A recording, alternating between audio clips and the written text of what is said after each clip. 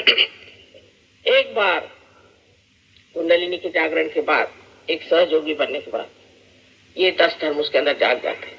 फिर वो चाहे तो शराब नहीं पी सकता। मैं कुछ नहीं कहती हूँ, तो मैं कहूंगी आधे लोग उठ के चले जाएंगे, शराब मत पियो ऐसा मैं कभी नहीं कहती। अगर मैं कहूंगी तो आधे लोग उठ के चले जाए, पर फिर देख लेना आप पी नहीं सकते। उसके बाद में उसके जो चोरी करने की आदत वो चली जाएगी। उसके अंदर जो स्त्रियों के प्रति या पुरुषों के प्रति एक तरह की गलत धारणा है वो चली जाएंगी। इस तरह से ये जो 10 हैं, एक आनंद में मनुष्य आ जाएगा और एक समाधान में आ जाएगा, और ये जो अपने अंदर 10 गुण है वो जागृत हो जाएगा। इसलिए मैं कहती हूँ कि किसी गुरु के पास जाने के से पहले उनके शिष्यों को देखो, उनके शिष्य कैसे हैं।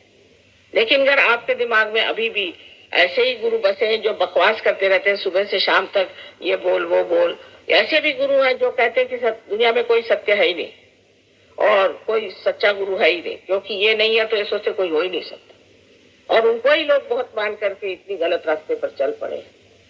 जब असत्य होता है तो उसका सत्य भी होना ही चाहिए, नहीं तो मनुष्य एकदम आज कहां से कहां पहुंच जाता और खत्म हो जाता।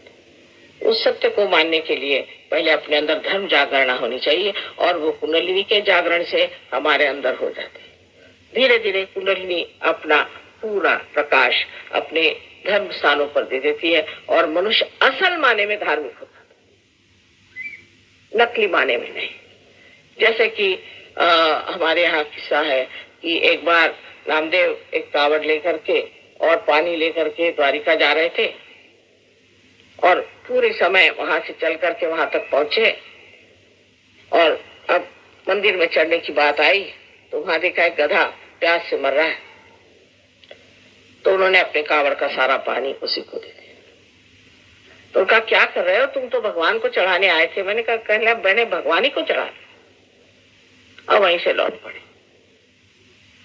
ये धर्म की जो सूक्ष्म भावना है, प्रेम की और समझने की कि किसकी क्या जरूरतें हैं, किसको क्या देना चाहिए, ये सब हमारे अंदर धर्म जागृत होने पर ही आती है, बाहर के धर्मों से नहीं आने वाली। और बाहर के धर्मों में तो एक साधारण बात है कि कोई भी धर्म के आप हो, हर पाप आप कर सकते हैं, कोई आप पे बंधन है, पर सहयोगी नहीं कर सकता। और अगर करता है तो उसके सब चैतन्य एकदम गायब हो जाएगा हाथ से, उसका आनंद ही छूट जाएगा, वो कर ही नहीं सकता, गलत काम कर ही नहीं सकता, वो किसी को मर्डर कर नहीं सकता, नहीं वो किसी को दुख दे सकता है। हाँ, वो आपसे ये जरूर स्पष्ट कहेगा कि आपने तकलीफ ऐसे ठीक कर लीजिए, उसे आप चाहे दुख समझे चाहे कुछ समझे, पर ये तो कोई बताने वाला चाहिए। आज सहयोग इतने जोर से दुनिया में फैला है, 30 देशों में ये सहयोग चल पड़ा। आज भारतवर्ष में भी मैं कहती हूँ महाराष्ट्र में सहयोग बहुत जोर से फैला है, और हो सकता है कि उत्तर प्रदेश में भी और आपके दिल्ली में इधर भी सब दूर सहयोग बहुत जोरों में फैल जाएगा। लेकिन बहुत ज्यादा फैलना ये सहयोग का कर्तव्य नहीं, ठोस लोगों को तैयार करना ही सहयोग का कर्तव्य। इसलिए बहुत से लोग हैं कि वो हाँ माता जी आपके घर में रखे फोटो, हम रोज ध्यान करते हैं, इससे नहीं होने। ये एक समष्टि, एक कलेक्टिव का कार्य है, एक शरीर है, उस शरीर के आप अंग प्रत्यंग है और सबको जागरूक होना पड़ेगा। और जब तक आप एक साथ नहीं मिलकर के करेंगे, आपको उसका लाभ बहुत कम रहेगा, और थोड़े दिन बाद आप ही आकर कहेंगे कि हाँ कैंसर तो ठीक हो गया लेकिन अब किडनी की बीमारी होगी। ये तो शरीर की तो विशेष बात है नहीं, लेकिन जो आत्मा का आनंद मिलता है, कल मैं आत्मा के बारे में आपको बताऊं। नाभि चक्र के बाद में आप देखें कि ऊपर में हृदय चक्र है, जिसे कि हम अनहत चक्र भी कहते हैं, और लोग कहते हैं कि यहाँ पर जो स्पंदन होता है ऊर्जा का वो अनहत है, माने एक ही सुनाई देता है। लेकिन ये चक्र जो है ये हमारे शरीर में जो स्टर्नम हड्डी है इसके नीचे में है, और ये साक्षात जगदम्बा का चक्र है जहाँ मां स्वरूप आप है। इस स्टर्नम की हड्डी में डॉक्टर लोग जानते हैं कि एंटीबॉडीज बनती हैं 12 साल की उम्र तक, जो कि बाद में सारे शरीर में फैल जाती हैं, और जो कोई बीमारी आपके ऊपर आती है या कोई तकलीफ होती है तो ये एंटीबॉडी उससे लड़ती है। ये वास्तव में स्वजों के हिसाब से गण है जो कि माँ सारे शरीर में फैला देती है। पर जब भी कभी मनुष्य को भय लगता है या उसको कोई मानसिक तकलीफ हो जाती है या कोई मानसिक पीड़ा हो जाती है, तब ये चक्र जो है ये उसका संदेशा स्टर्नम को दे देता है और यहाँ स्टर्नम हिलने लग जाता है और उससे ही सारा संदेश इन एंटीबॉडीज को चला जाता है और वो सुसज्ज हो जाते हैं। अब जैसे ब्रेस्ट कैंसर की बीमारी बहुत कॉमन है, इसलिए औरतों को होती है कि उनका मातृत्व जो है वो धोखे में है। एक आदमी है वो बीवी की परवाह नहीं करता और इधर उधर आवारा टाइप का है, इधर उधर घूमता है, दूसरी औरतों के पीछे लगा हुआ है। ऐसी औरतों को एक तरह से अपने मातृत्व पे ये लगता है कि मैं माँ हो गई हूँ और मेरे मातृत्व की इन्होंने इज्जत नहीं की, तो उसका जब मातृत्व हिलता है तो उसे ब्रेस्ट कैंसर हो सकता है। अमेरिका में बीमारी बहुत ज्यादा है, हालांकि वो लोग कहते हैं कि हम तो स्वतंत्र है, चाहे जिस आदमी के साथ रहे, जिस औरत के साथ रहे, लेकिन इस तरह की चीज बड़ी दुखदायी होती है, बहुत दुख देती है और वो दुख जो है कैंसर के रूप में प्रकटित होती है। इसके अलावा भी बहुत सी बीमारियां इस चक्र के खराब होने से होती है, पर विशेष करके इससे उससे होती है कि जिससे हमारे अंदर एक तरह से मानसिक भय आ जाता है। किसी भी चीज से हम भयभीत हो जाते हैं।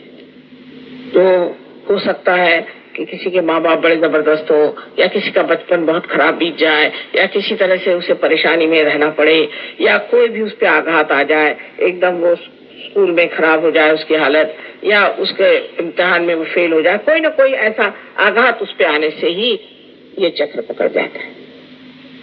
और मानसिक स्थिति को ठीक करने के लिए ये चक्र जो है इसको ठीक करना पड़ता है कि जानना चाहिए कि आपकी माँ जगदम्बा है, वो इतनी शक्तिशाली नहीं है, आपको क्या हो सकता, लेकिन ये कहने से नहीं होगा।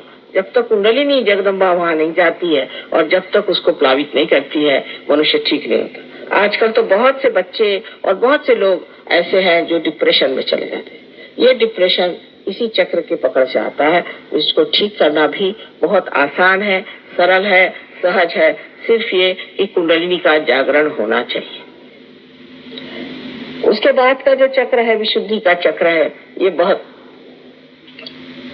ही महत्वपूर्ण है क्योंकि इसकी 16 पंखुड़ियां हैं और ये सारे आंख, नाक, मुंह, जीभ सब जो कुछ भी है उसको चालित करती है, कंठ को भी चालित करती है। इस चक्र को बहुत से लोग इसलिए भी खराब कर देते हैं, जैसे स्मोकिंग से या ज्यादा बोलने से, कोई लोग कम बोलने से, मौन रहने से, ऐसे अनेक चीजों से चक्र खराब हो जाता है। पर सबसे ज्यादा ये मंत्र बोलने से, गलत मंत्र बोलने से बहुत ज्यादा ये खराब हो जाता है। उसकी वजह से लेफ्ट साइड जब पकड़ जाती है तो यहाँ का ये आप जब ये सोचते हैं कि मैं बहुत दोषी हूँ, मैंने गलती की, मैंने वो गलती की, तब ये चक्र पकड़ते हैं। जब ये चक्र आप पकड़ते हैं तो इससे अंजाइना की बीमारी हो सकती है आपको, और भी अनेक बीमारियां हैं जो कि इस चक्र से, जैसे स्पॉन्डिलाइटिस वगैरह इस चक्र से। राइट साइड के चक्र से आपको जुकाम हमेशा रहेगा, आपको तकलीफ रहेगी, आपका आवाज जो है वो बढ़ाया जाएगा जल्दी और बोलते वक्त में आप ठीक से बोल नहीं पाएंगे। कोई लोग तो एकदम कुछ दिनों बाद एकदम मौन ही ले लेते हैं, इतना ज्यादा ये चक्र खराब हो जाता है। लेकिन इसके आगे की दिशा ये है कि अगर आप एक ही मंत्र को बहुत बोलते रहे, जैसे हरे रामा हरे कृष्ण, इन लोगों को यहाँ का थ्रोट का कैंसर हो जाता है। इस तरह के मंत्र बोलने से थ्रोट का कैंसर हो जाता है और फिर उसकी जो आगे चीज बढ़ती है तो वो फिर हो सकता है कि सारे शरीर में फैल जाए। पहले उस चक्र पे ही गति करती है कैंसर की और उसके बाद में दूसरे चक्रों में भी ये उतर सकता है। अब ये विशुद्धि चक्र जो है ये वैसे तो बहुत जरूरी है क्योंकि इसी से हमारे हाथों का संबंध है और इन्हीं हाथों में आप इसका एहसास करते हैं कि हमारे चारों तरफ परम चैतन्य फैला हुआ, इसका आप एहसास कर सकते हैं, इसको जान सकते हैं। लेकिन जब ये विशुद्धि चक्र आपका खराब होता है तो हालांकि आप कहते हैं माँ हमको तो बड़ा अच्छा लगा, हम बहुत रिलैक्स्ड हो गए, आराम मिला, ये हाथ में नहीं महसूस होता। इसकी वजह ये कि ये आपका चक्र खराब है।